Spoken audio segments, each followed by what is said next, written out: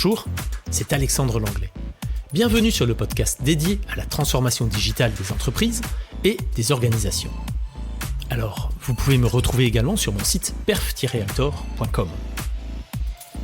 Besoin d'une nouvelle source d'inspiration ? C'est ici que ça se passe, et toujours en moins de 5 minutes. Alors, c'est parti. Je vous souhaite tout d'abord une excellente nouvelle année. J'espère que vous avez passé de belles fêtes, les miennes étant un petit peu teintées par la grippe, j'ai pas pu vous offrir tous les podcasts que je voulais sous votre sapin. Mais retournons à notre sujet. Faisons le bilan des faits marquants du digital en 2024 et projetons sur les tendances fortes de 2025. Pourquoi 2024 a-t-elle marqué un tournant ? Et quelles transformations doivent anticiper les dirigeants pour rester compétitifs ? Vous verrez, certaines vérités pourraient déranger. Préparez-vous, on plonge ensemble dans cette révolution numérique. Nous naviguons entre consolidation et disruption, et en 2024, plusieurs évolutions ont façonné le paysage digital des entreprises. Regardons cela de plus près avec quelques exemples concrets. Nous avons la cybersécurité au premier plan, avec des cyberattaques qui se sont intensifiées, forçant les entreprises à revoir leur stratégie de défense. Prenons l'exemple de Saint-Gobain. Après une tentative de ransomware en début d'année, le groupe a investi massivement dans des solutions d'intelligence artificielle prédictive pour anticiper les menaces. Résultat, une réduction de 30% des incidents détectés. On a aussi l'explosion de l'intelligence artificielle générative, avec les outils comme ChatGPT ou Midjourney qui ont révolutionné les approches marketing et opérationnelles.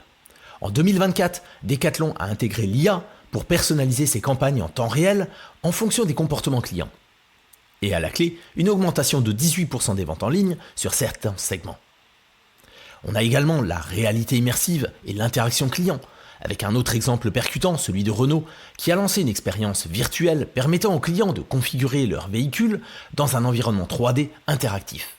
Une innovation qui a boosté l'engagement des consommateurs tout en réduisant le coût des showrooms physiques. Attaquons dès à présent le futur, avec les tendances digitales pour 2025. Alors, pourquoi ces transformations seront-elles critiques pour les entreprises et comment s'y préparer ?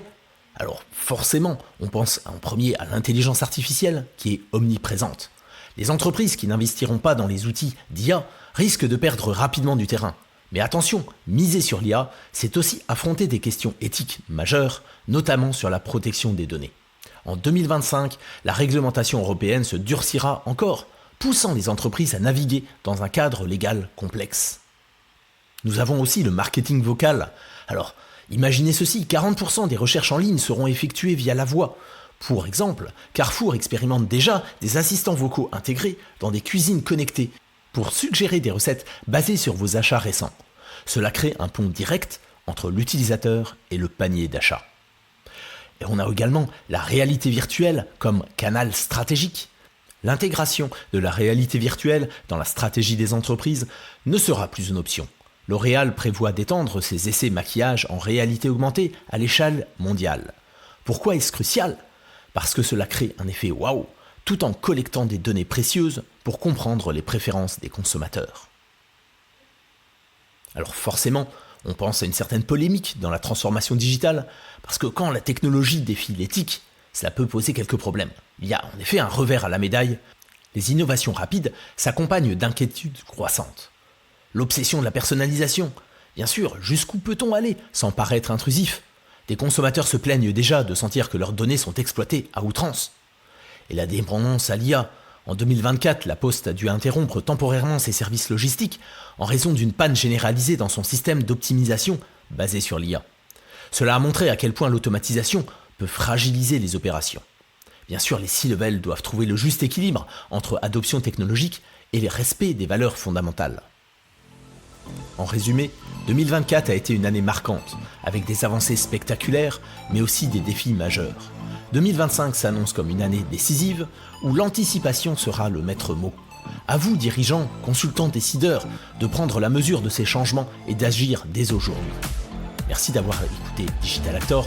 Si cet épisode vous a inspiré, partagez-le avec vos pairs et retrouvons-nous très vite pour une nouvelle immersion au cœur de la transformation digitale.